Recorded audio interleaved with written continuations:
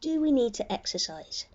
Now, I'm going to address the spandex wearing elephant in the room right off the bat. The question of, do you actually need to exercise? I mean, it makes sense to get it out of the way, like early doors. And the answer to that question is a resounding fuck no. That's it, we can all go home now. But in the interest of making this module seem worth your money and my personal desire to seem wise, I'll explain why. When any client asks me that question, my response is always, well, why do you want to exercise? And more often than not, if we dismiss the to get thinner answers, which I'll discuss in the later body image module, the reply I get is that they want to get fitter. But fitter for what? What does being fit even mean? And how do you know when you're fit enough? Not sure how to answer these questions? Don't worry. To be honest, not many fitness instructors could either, and they bloody sell it. But giving you the right answers is actually really important, so I open my trusty dictionary, also known as Google, on your behalf to find a definition which would help.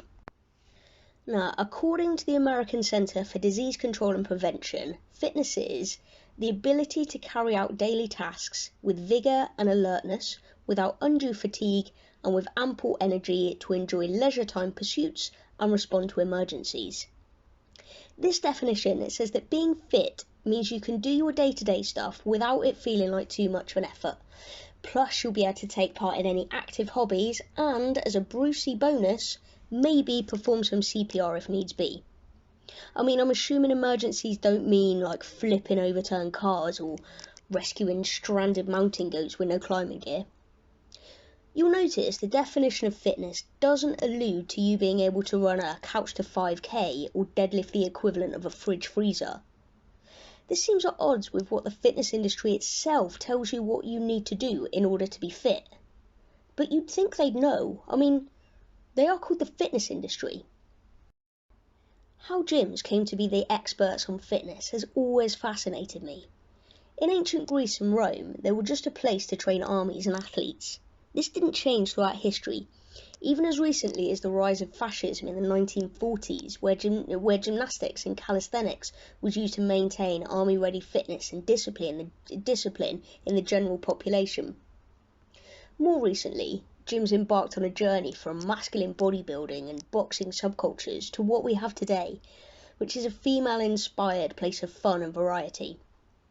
It's really only been the ancient gyms that fulfilled their job of providing fitness according to its literal definition, which was to keep its attendees fit enough to perform their day-to-day activities, which they did for those soldiers.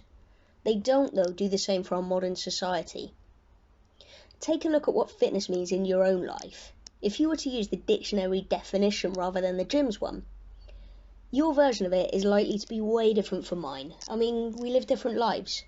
Your life is even likely to be different now from what it was like 10 years ago. Mine certainly is. I used to train 5 days a week in the gym, plus weekly games of football and badminton.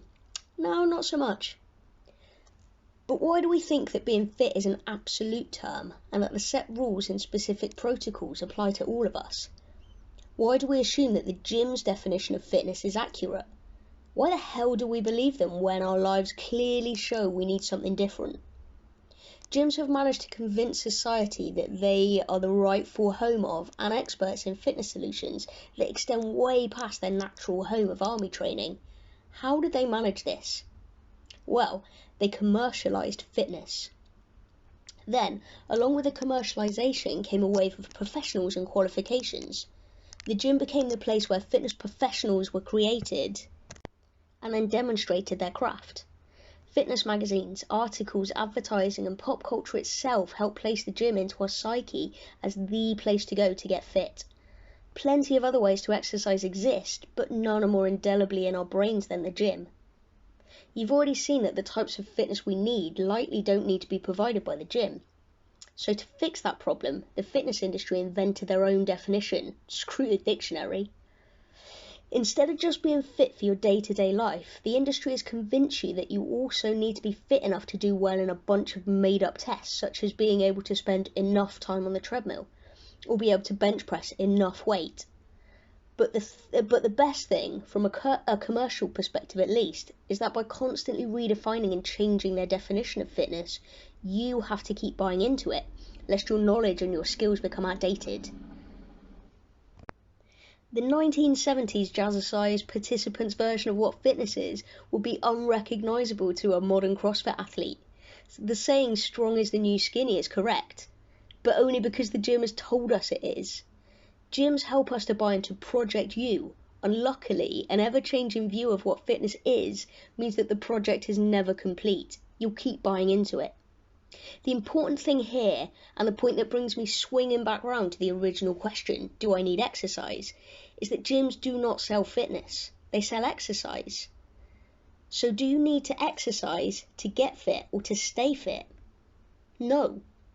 The fact that gyms told you that aerobics was the key to fitness in one decade, but in the next told us to power down the treadmills and pick up the barbells, tells us something about fitness and the part exercise plays in it. The health-giving elixir of true fitness is not in exercise itself. It's the movement that provides the magic. And what movement you need to do to achieve your version of fitness will be individual to you. And don't forget that fitness also includes your mental fitness. So, for some that may mean regular running or weightlifting or Zumba or yoga, whilst for others it may be a gentle stretch and a walk. Nothing about my day requires me to sustain high levels of cardio activity or lift huge amounts of weight. I work behind a laptop, have been known to pull pints behind a bar, and I play with my dog, my nieces and my nephew. And I can get fit for all of that without ever visiting a gym, falling over my feet in a Zumba class, or forcing myself through grueling home workouts. So do I need to exercise? No. Do you need to exercise? Probably not either. Do you want to? I don't fucking know. But if you do, then I have some suggestions and tips for you so you can achieve the exercise industry's version of fitness safely and effectively.